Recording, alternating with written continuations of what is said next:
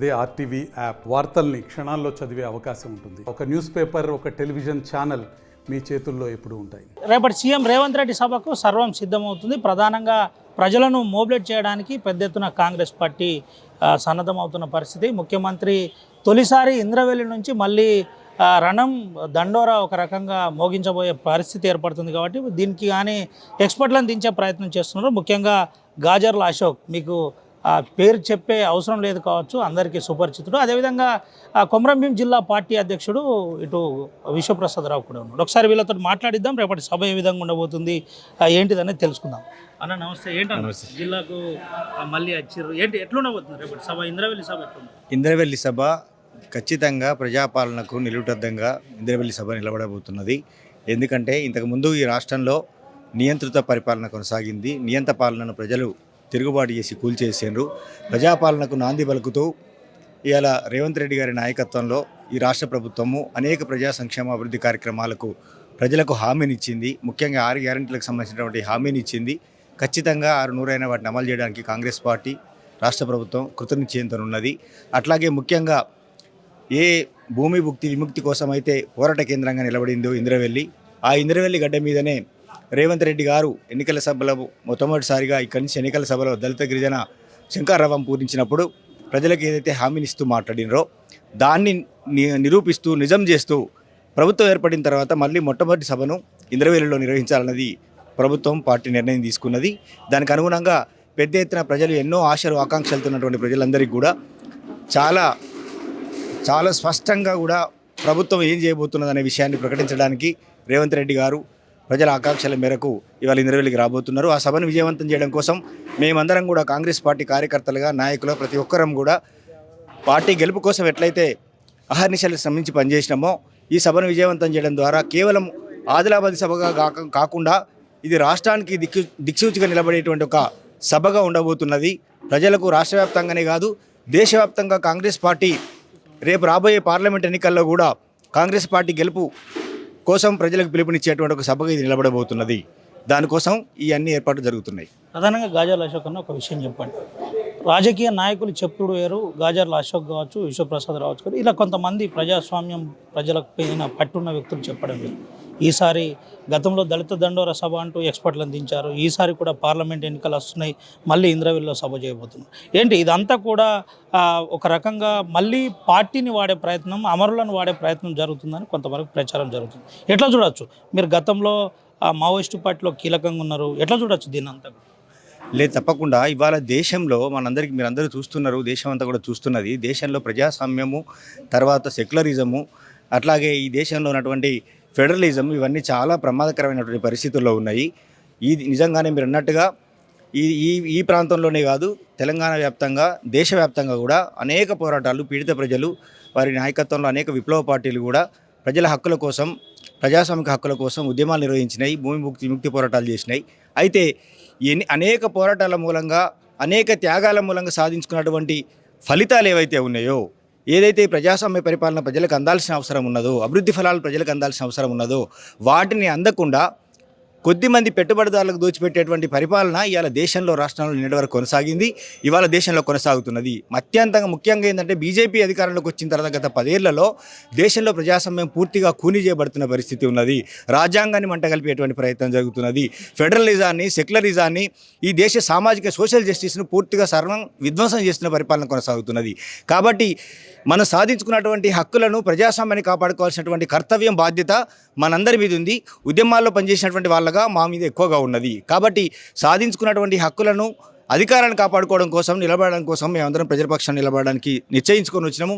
కాబట్టి ఈ దేశంలో కాంగ్రెస్ పార్టీ ఒక్కటే, ఇవాళ పరిస్థితిలో కాంగ్రెస్ పార్టీ ఒక్కటే సామాజిక న్యాయానికి కట్టుబడి ఉండేటువంటి పార్టీ, ప్రజాస్వామ్యాన్ని, రాజ్యాంగాన్ని నిలబెట్టడానికి ప్రయత్నం చేసే పార్టీ. కాబట్టి ఖచ్చితంగా ఈ పార్టీని నిలబెట్టుకోవడం, దీన్ని బలోపేతం చేయడం, బీజేపీ చేస్తున్నటువంటి ఏదైతే ప్రజాస్వామ్య వ్యతిరేక పరిపాలన ఉందో దాన్ని కూలదోయడం, ఇక్కడ ఎట్లయితే రాష్ట్రంలో, తెలంగాణ రాష్ట్రంలో నియంత్రిత పాలనను, రాచరిక పరిపాలనను కూలగొట్టడానికి ప్రజలందరూ ఏకమై పోరాటం చేశారో, కాంగ్రెస్ పార్టీ నాయకులు, కార్యకర్తలు ముందు నిలబడి ప్రజలు నడిపించారో, మేమంతా అందులో భాగమై పనిచేసినామో, రేపు రాబోయే పార్లమెంట్ ఎన్నికల్లో కూడా దేశవ్యాప్తంగా ప్రజలందరికీ మేము పిలుపునిస్తున్నాము.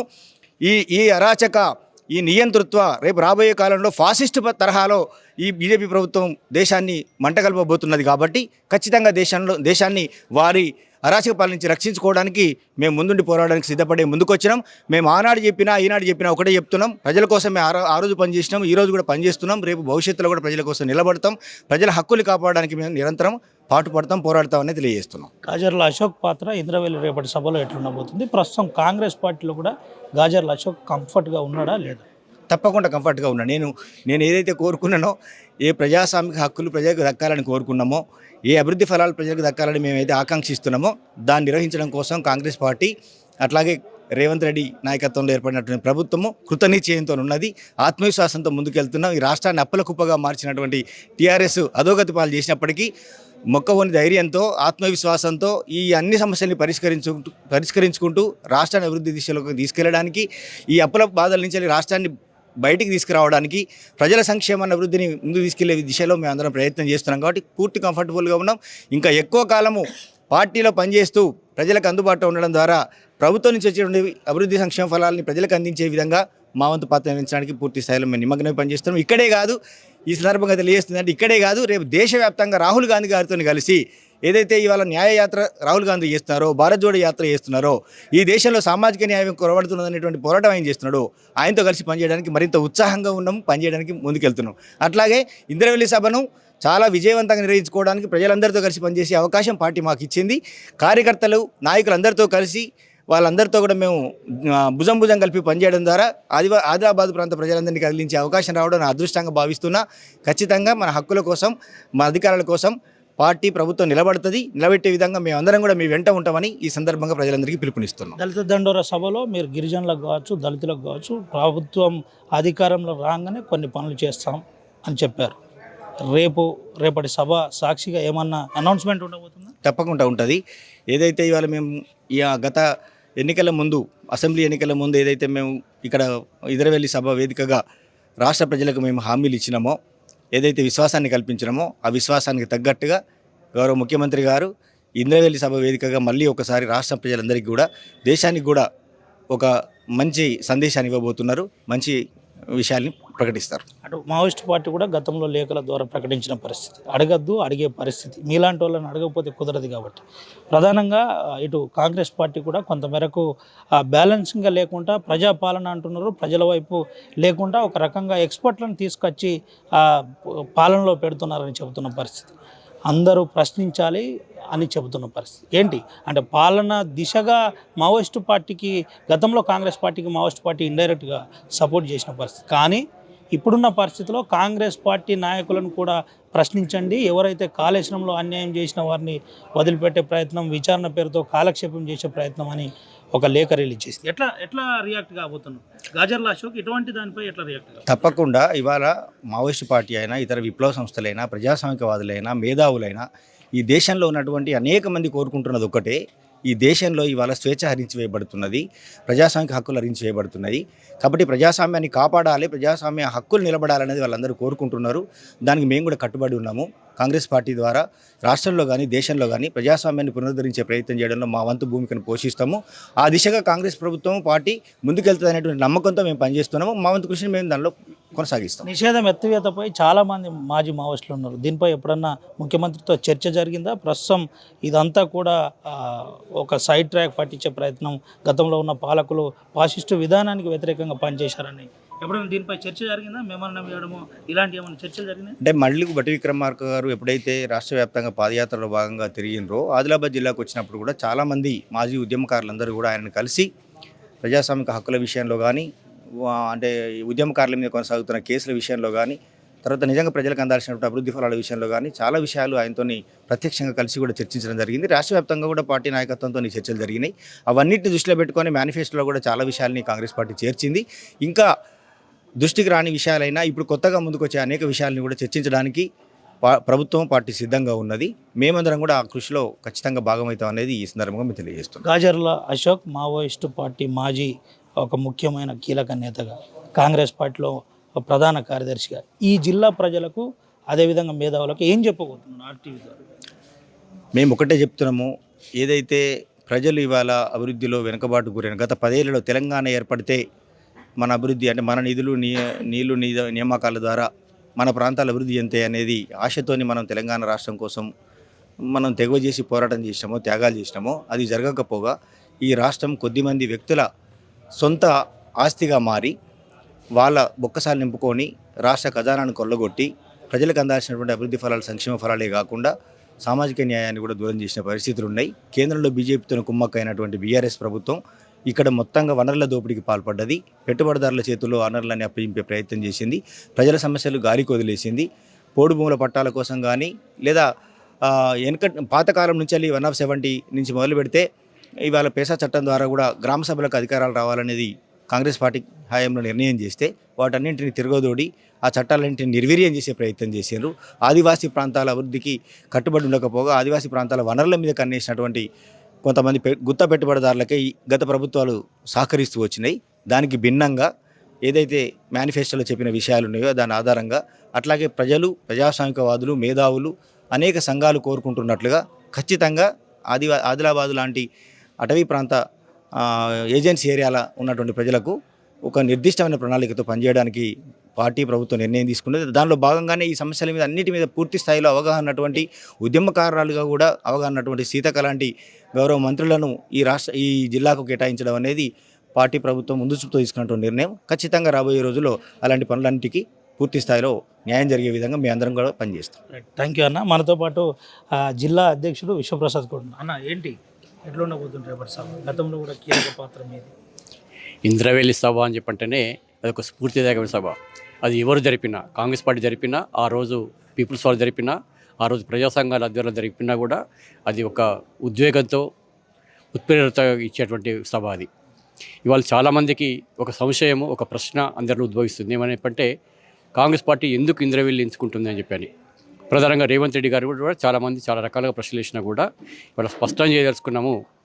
ఇవాళ ఒక కొమరమీం పోరాటం ఒక చట్టం పట్టుకొస్తే ఒక ఆదివాసీల కోసం పనిచేసేటువంటి హేమంతరావు లాంటి ఒక ఆంథ్రపాలజిస్ట్ ఇక్కడికి వచ్చి మార్లవాయిలో ఉండి వాళ్ళని స్టడీ చేసిన తర్వాత కాంగ్రెస్ పార్టీ ఆధ్వర్యంలోనే ఆ రోజు ఇంద్రవెల్లి పోరాటం జరిగినటువంటి క్రమంలో ఆ రోజు దురదృష్టవశాత్తు జరిగిన కాల్పులలో చాలామంది ప్రజావీరులు మృత్యుంజయులైనరు.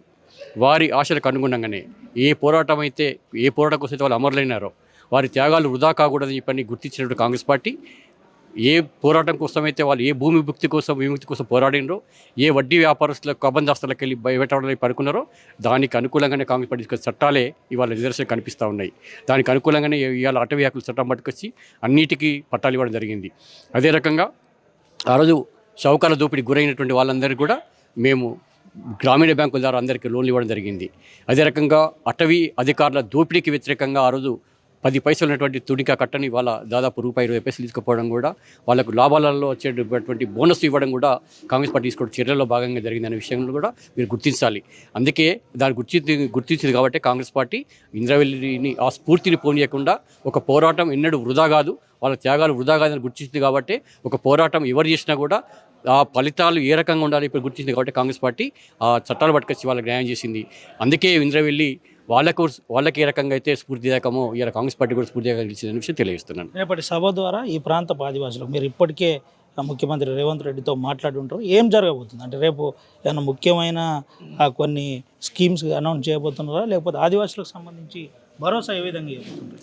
అంటే ప్రధానంగా ఆ రోజు అక్కడ మొదటి దళిత దండోరా జరిగినప్పుడైతే ఆదివాసుల సమస్యలన్నిటి దృష్టి తీసుకోవడం జరిగింది. ప్రధానంగా ఇవాళ ఏవైతే పోడు వ్యవసాయం ద్వారా మనకైతే భూములు కొన్ని జరిగినాయో, కేసీఆర్ ప్రభుత్వంలో 4 ఎకరాల ఉంటే 4 ఎకరాల 20 సెంట్లకు పట్టా ఇచ్చేసి వాళ్ళు మోసం చేసిండో మేము ఇస్తున్నాం అని చెప్పని దాంట్లో అనేక రకాల కట్టుబాట్లు పెట్టిండో ఆ కట్టుబాట్లన్నీ తీసేసే ఒక ప్రయత్నం జరుగుతూ ఉంటుంది. అదే రకంగా స్మృతివనం ఇలా స్ఫూర్తిదాయకం. ఇలా కొమరం మేము ఏ రకంగా అయితే పోరాటం చేసి చరిత్ర ఇట్లా నిలబడిపోయిందో అట్లాగే అనేక మంది పోరాట యోధులు అక్కడ అమరులైన వాళ్ళ చరిత్రలో అక్కడ చిరస్థాయిగా నిలిచిపోయే రకంగా భావితరాలకు తెలిసే రకంగా అక్కడ స్మృతివనం అనేటువంటి మేము అనౌన్స్ చేసినాము. ప్రధానంగా అది అనౌన్స్ చేయడమే ఇలా ఆదివాసీల ఒక ఆత్మగౌరవాన్ని, ఒక వాళ్ళ నిండుతనాన్ని, వాళ్ళ యొక్క పోరాట స్ఫూర్తి ఏదైతుందో భావితరాలకు మరింత తెలిసేలాగా ఒక ప్రయత్నం జరుగుతూ ఉన్నది. అదే రకంగా ఆదిలాబాద్ జిల్లాలో అనేక రకాల సమస్యల భాగంగా ఇవాళ ప్రధానంగా తాగుడి సమస్య ఉంది. ఆ రోజు మేమైతే మిషన్ భగీరథ మీద మాట్లాడామో, నిన్న జనరల్ బాడీ మీటింగ్లో కూడా నిన్న మాట్లాడింది. మేము ఎందరం ఏం కోరుకున్నాము, ఒక ప్రజాస్వామిక తెలంగాణ, ఒక ప్రజా తెలంగాణ, ఒక ప్రజా పరిపాలన రావాలని కోరుకున్నామో అది ఇలా లిటరల్లీ కూడా కనిపిస్తూ ఉంది. ఇలా కాంగ్రెస్ పార్టీ వచ్చిన తర్వాత ప్రగతి భవన్ గేట్లు ఏ రకంగా పోయినాయో, ఏ రకంగా అయితే ప్రజలందరూ కూడా స్వేచ్ఛగా మాట్లాడుకోవడం జరుగుతుందో, ఏ రకంగా ఇలా చిన్న మీటింగ్ పెట్టుకుంటే కూడా వందలాది మంది రిప్రజెంటేషన్ జరుగుతుందో, ఇలా ప్రజాస్వామిక తెలంగాణ కోరుకున్నాం. కాబట్టి అంతకంటే స్ఫూర్తిదాయకంగా రేపు రేవంత్ రెడ్డి గారు అనౌన్స్ చేయబడే పరిస్థితి ఉంటుంది. అది మేము ముందు డిక్లేర్ చేయడం కూడా కరెక్ట్ కాదు. ఇది పరిస్థితి. ప్రధానంగా రేపు స్మృతివనం గురించి ముఖ్యమంత్రి చేతుల మీదుగా ఇనాగ్రేషన్ ఉండబోతుంది. అనంతరం ఈ జిల్లాలో ఉన్న సమస్యలపై ఆదివాసులు కావచ్చు, అదేవిధంగా ఉన్న గతంలో ఉన్న దళిత దండోరలో సభలో ఇచ్చిన అష్యూరెన్స్ మీద పూర్తి స్థాయిలో ఏదైనా ఒక ముఖ్యమైన ప్రకటన జరిగే అవకాశం ఉందని చెబుతున్నారు. ప్రధానంగా జిల్లాలో ఉన్న నాయకులందరూ అధిక సంఖ్యలో హాజరు కావాలని చెబుతున్న పరిస్థితి. ఇప్పటికే జిల్లా అంతా కూడా జిల్లా ఇన్ఛార్జ్ మంత్రి సీతక్క తిరుగుతున్న పరిస్థితి కనబడుతుంది. తిరిగి కాంగ్రెస్ పార్టీ నాయకులకు సన్నద్ధం చేస్తున్నారు. మీటింగ్ని విజయవంతం చేసే విధంగా చూడాలని చెబుతున్న పరిస్థితి కనబడుతుంది. సుమంత్ రవినాయక్, RTV, ఆదిలాబాద్. మరిన్ని వీడియోస్ కోసం ఛానల్ ని సబ్స్క్రైబ్ చేయండి. లేటెస్ట్ అప్డేట్స్ కోసం వాట్సాప్ ఛానల్ ని ఫాలో చేయండి. అండ్ లింక్ డిస్క్రిప్షన్ లో ఉంది.